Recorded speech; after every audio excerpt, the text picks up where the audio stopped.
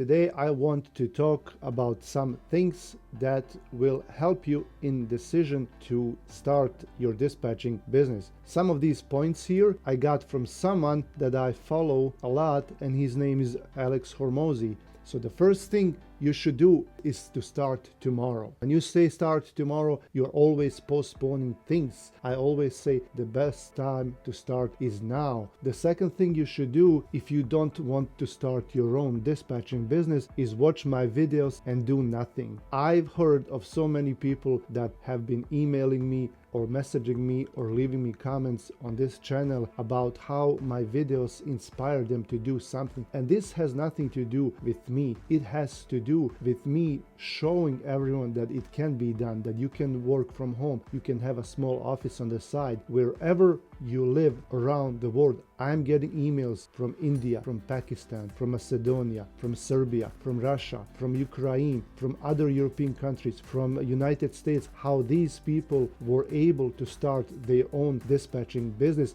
no matter what everyone else says. The third thing you should do if you don't want to start a dispatching business is to listen to people who say it's the worst time to start now, that you should be waiting for a better time. So if you start at a better time, what is going to happen to you and your business once we get bad markets again? Are you then going to quit? Because now you don't want to work in bad markets. Does that mean when the bad markets come back, and they will in a couple of years for sure, they always do. The fourth thing that you should do if you don't want to start your business is to have a closest person to you talking you down from your dreams, from the things you want to accomplish. And this person closest to you can be your spouse, your child, your parents, your brother, your sister. The fifth thing is fail once, quit forever. I started several companies and most of them were not successful. Some of them I even closed. I kept the most successful ones, and I'm investing the most time in one of these companies. At least 20 of those ideas were not success. Every failed idea that I had has taught me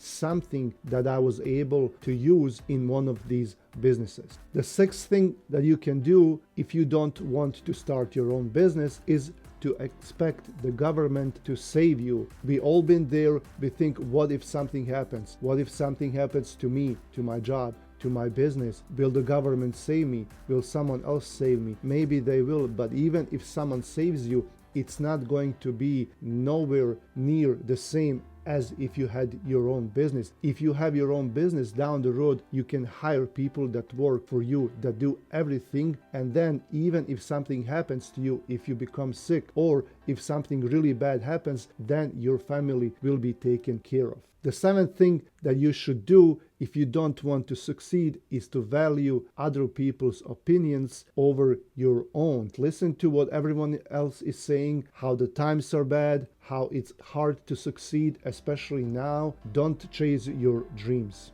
And the next point is kind of connected to the seventh one.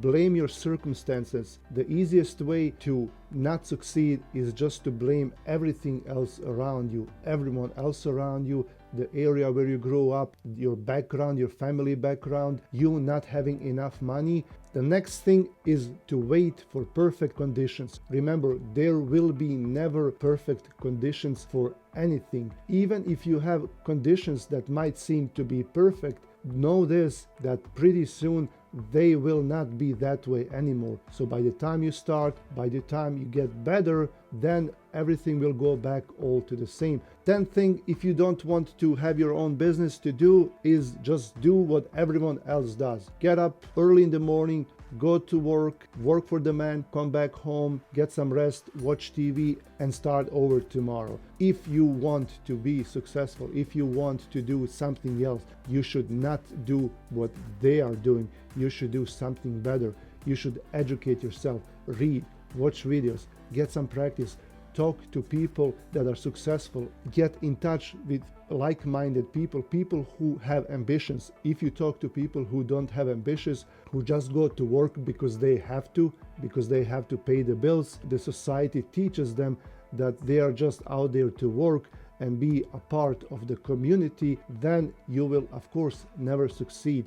Don't try to do anything new and your circumstances will never change. The 11th thing is do your best, not what it takes. When someone says, I did my best, this is the best I can do, well, guess what? That's not enough. You have to do what it takes in order to achieve that. If you want to start your own business, you have to educate yourself, you have to try, you have to plan, practice, and execute. Same thing with trucking business. Any kind of business, brokerage, trucking, driving, dispatching, you have to do what it takes, not your best. The best thing to do in order to stay in the same condition is to say that you're going to do something and then you do nothing. We're just going to tell ourselves, go look into the mirror and say, hey, I'm going to do this. I'm going to start tomorrow. You talk to your friends, you talk to your family, you make a decision to start next year. Those are the worst things that you can do. New Year's resolutions. A New Year resolution means that you're never going to do it. You're waiting for the new year. There is no need to wait. You can start right now, this second, this minute. And the 13th thing is talk more,